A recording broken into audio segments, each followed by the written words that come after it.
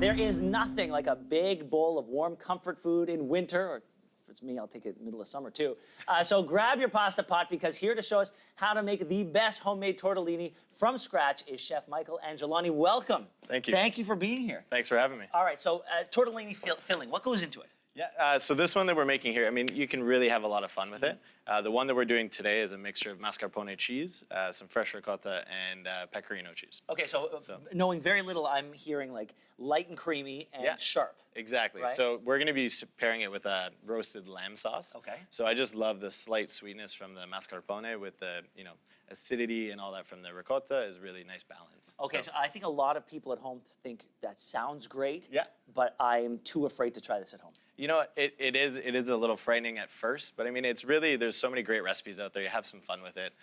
And just, really don't be afraid to make a mistake. All right, so how do we create the shape of this noodle? So using a very simple pasta machine, this one's a, bigger model that's a little more expensive that we use at the restaurant. But you can get these at any Kitchen Stuff Plus or stores like that. And then you're just gonna work it down. This dough is a mixture of egg yolks and high quality flour. Okay, and you just keep making it thinner and thinner. Thinner and thinner, you keep going down. Work slowly, number by number. The smaller the piece of dough, the easier it is. And the more practice you get at it, the more fun you can have. And you can just really keep going. And once we get down, wow. so that's about, you kind of want to go down to the lowest number. Of course. And now what we're gonna do is just cut little squares. So just trim it up. And this, you're eyeballing this. Yeah, I mean, at the end of the day, pasta is such a rustic, fun type of food. So I love to just have some fun. Sure, okay.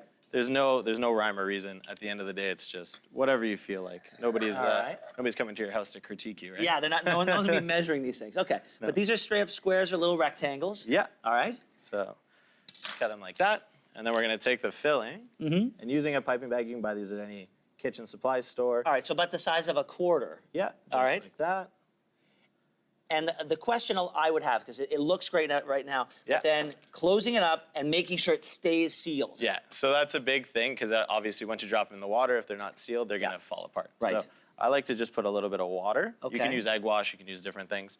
I just like the water. Simple, okay. And then, you didn't even use that much. No, just a touch on the outside. Okay. So what we're gonna do is fold it like that. Into a triangle, okay. And then see, again, you don't have a perfect square. The lines don't really meet up, but it's nice and rustic that way, right? So now you just make a little. And is the goal to get the air out of the middle? You want as much air out as possible. Okay. But again, a little bit in there is not going to make or break anything. And then you just seal it around your finger like that, squeeze nice and hard. This part's obviously going to be thicker than the rest, so you really want to give it a nice, good squeeze. So and then that's it. That's it. Set it aside and then plop these things in the water. Yeah, so now over here we've got some boiling water.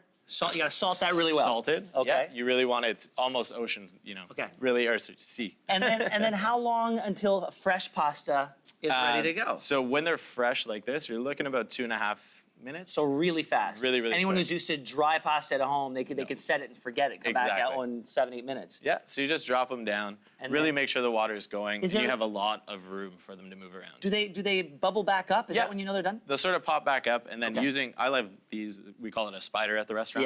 Yeah. But anything sort of like that, and then you can kind of pick it up and give it a feel. Okay. But yeah, you're looking like 2.5, 3 minutes. We let them go. And then you're gonna plop them down into the sauce. And then what kind of sauce would you make with something like this? Because my guess is you got filling in there. There's already flavor in this pasta. This isn't just like a spaghetti. No, exactly. So talk to me about filling versus sauce. Like how do you pair those two things? So you want something like this sauce that we're doing here is a lamb. So lamb is a very intense, sort of gamey flavor. So that's why we've paired it with something that's very acidic and slightly sweet, so it balances it out. Really, I mean, for me, anytime you're using a stuffed pasta, you want something that's gonna stand up to the filling. Okay.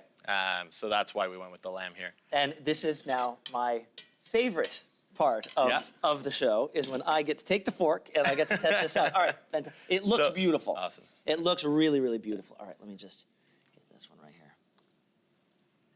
here. It's a big mouthful. That is amazing. Yeah, good, good.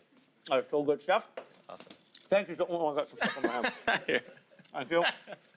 Oh, that's really good. Thank Oh, you. I finally got the filling. Yeah. Oh, that was so good. All right, for this full recipe, you can go to our website at yourmorning.ca.